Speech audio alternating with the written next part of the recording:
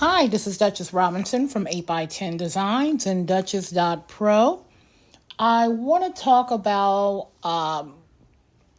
just generally what the pandemic has produced in terms of how churches are being conducted. Due to the coronavirus, COVID-19 pandemic, churches were closed down physically, but a lot of the churches had to start using devices to get their message out. Specifically, we've seen the increase of Zoom.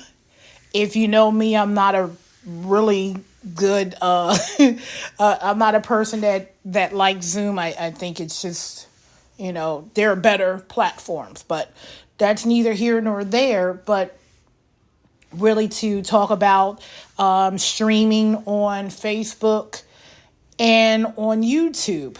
Now, as a web developer, over the years, there were times where ministers felt like if they had an older congregation or a lot of the congregants weren't computer savvy, a online ministry was not a focal point or even a thought to many. However, due to the coronavirus, the COVID-19, it was forced on. People were doing, for Bible studies and prayer, they were using the conference lines. That was something digitally, they were using modern technology for that. However, just to go back and look at what is happening now, and now that in order to continue on with the ministry, you really had to start using Zoom and people had to call one another. This was a time where you really had to engage and you really had to hit the curb running. So people like me who've already been digitally in around doing a lot of things, specifically digital meetings and digital classes. Like for me, I had to take a lot of my college courses online, and we used GoToMeeting, which is a really good platform, which includes a 1-800. But so now everybody is on Zoom. Everyone is having their particular ministry online. We can see the jokes where people are just laughing on things that are occurring in the background. You have the schools now online. So I don't want to just continue talking about what is occurring. I really want to get into what can you do moving forward. So here's where my mind is. So you are now thinking of moving, you're continuing the ministry, and say the COVID-19, people are allowed to come back, but some social distancing things in place. So here's the question, and here's the thought behind the question. Are you going to continue a viral ministry, digital ministry, past the COVID-19? What is going to be the new norm? So, specifically talking even to one of my previous churches, I set up prior to COVID-19 a iCampus, or just where people are dealing with different things. So my thought, and just to really get into it, people are at home and a lot of people are watching ministries online. So let's cut into where my mind, again, where it's going. So one of the things I thought about with one ministry, see, the pastor wanted to come into the church physically, and he wanted to allow, a certain amount inside of the church. It's a bigger church, so social distancing wasn't even a problem inside of that situation. So I propose getting a screen or TV, have you, and having an interactive church service. So, what does that mean? So, the congregation that was on Zoom, who were still a little apprehensive about being inside of the church, stayed on the line, and some of the people who were incapacitated, who got an opportunity to listen in on the phone, could still call in and be on the phone. The people who were on Zoom, and the people who came into the physical church were able to interact with one another. The service was able to go on with both. So what I set up was a screen with a computer, which transmitted the church physically looking at the people on the Zoom, and the people who were on the Zoom had an opportunity to look at the people at the physical church, all while listening to the pastor preach. So that particular mindset right there that should be a given going forward. What do I mean and why? Because still soon after the pandemic lift and people are able to get back into the physical church, this shows an opportunity to move forward with evangelism. And what do I mean move forward with evangelism? There are still people who came across a church ministry that they enjoyed, and because of Zoom, they were able to get interested and integrated into the pastor's messages and the different people who were giving prayers, or, even if people were singing on the actual screen. So you asked me, Duchess, well, people have been doing that on social media, but here's the difference in the intimate setting as a Zoom, a GoToMeeting, all of the other different platforms. There is an opportunity to have an online church coincide with the physical church. So at this point in time, integrating the thought that, okay, someone is home, and we have a lot of this. We have a lot of people who are caretakers. We have a lot of people who are incapacitated and can't get to a physical church. We have people who may be apprehensive of coming into the church for the first time. This is an opportunity to revolutionize and expand the ministry and the digital ministry and the digital evangelism through your church by adding this particular sequence to every church service. So, I said a mouthful there. So, basically, a minister having a virtual and physical church at the same time. Usually before it was separated, they had one for you can go on the stream and have conversations, or Facebook, but now you can really start to integrate the virtual with the physical at the same time. The funniest thing that I've saw with this particular, I have everybody as a guinea pig because that's how my mind works. What I found is that it was so funny that when the service was over, we would have different people going over to the TV screen, waving to one another, and they're saying, "Hey, how you doing?" and all of those things. And that was something really to think about. Okay, this is a good thing and moving forward, because what happened when I sat inside of this particular service that I set up this interactivity inside of there, and I saw that everybody was able to follow along with the order of service based off of everybody having one, the physical, the digital, and the print.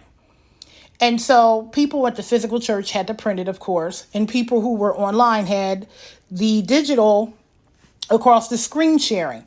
So what happened when the church clerk went up to read the message and the welcome was introduced to the people who were online. And because she was in front of the pastor's computer, the people were able to see her and greet her accordingly. So the next thing I can see going forward, if you have this completely interactive virtual versus physical platform and evangelism in your church is having a call to join, tithes and offering, integrating that time where someone in the virtual can put up a screen where people can make their donations if they see it, and then repeat it to the people who are just listening. So what would happen, you would increase your tithes and offering almost immediately from 30, 35 to 45 to 60% because of this, because you're giving them an easy avenue to do this, and you're able to conduct things online, even with your Bible study. The interactivity, I spoke of this interactivity about 3 or 4 years ago. And I have it written down. And one of the tools that I used 3 or 4 years ago is a platform called Slack. So Slack is for business people, it is a platform where people can distribute work and everything else like that. So interacting that and putting that together along with the digital evangelism and this physical thing that was concocted. So I know some of the questions are, how can we do this, and who's going to maintain this? Well, this is not a hard thing, because if you're already on a Zoom or a GoToMeeting or anything else, you already have that set up. All you need to do is physically have your church to have the laptop for the pastor or the speaker. And then you can have another laptop pointing towards the congregation. Very simple setup. And if you have an advanced system, many churches don't. But if you have something and you do not have the budget for that inside of your church, you can use a laptop to put this in place, and you can have your own laptop in place that you bring it in, and then the inner activity can flow in, and you would be surprised how that could go on and continue to go on until everything subsides and everything. I don't think we're going to actually ever get back to normal, but this would be the new normal. And during this time, this is an opportunity to open and spread the mission, the ministry that you're doing. Another thing that I thought about overall with this, I decided to create a platform called The Viral Church. And this is for the smart TV networks, the Roku, the Amazon Fire Sticks. Those are the number 1 and 2, 40 million per month and 39.8 million households per month. Number 1 is Roku, and number 2 is Amazon Fire Stick.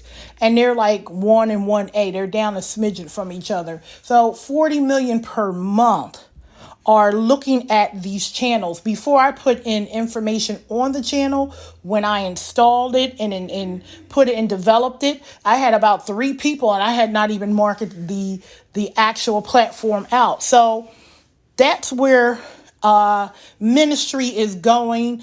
I'm not going to say revolutionary, but it is a consistent thought that your plan in your church should have a digital ministry, and how they can open and continue to see what is going on with this particular platform. So, again, if you want to move forward, if you want to do something different. And those are some of the things that have been on my mind, particularly if I'm speaking to a church member or a pastor or a deacon or anyone inside of the congregation, to understand that this is not going to go away, the digital interactivity. It's going to be colder, in your colder month. You're not forsaking anything. And then you're increasing your membership when you do that, and you give people the options. And for the people who are not able to come in, not able to come into the physical church. You may have, in some instances, churches that will go further along inside of the states or internationally. You would be surprised. So this is some of the things that are on my mind that I wanted to speak about, people. The techie thing that's on my mind, but it's not as hard as you believe. And I remember one minister saying that his congregation would never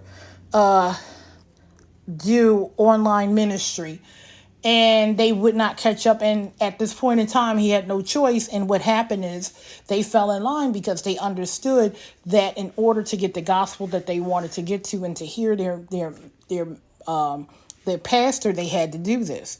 So it's like when Social Security really cut off mailing out the physical checks to senior citizens, and they had to get direct deposit. They really did go into that. So you cannot limit what you can do in your ministry based on just a thought of what they wouldn't do.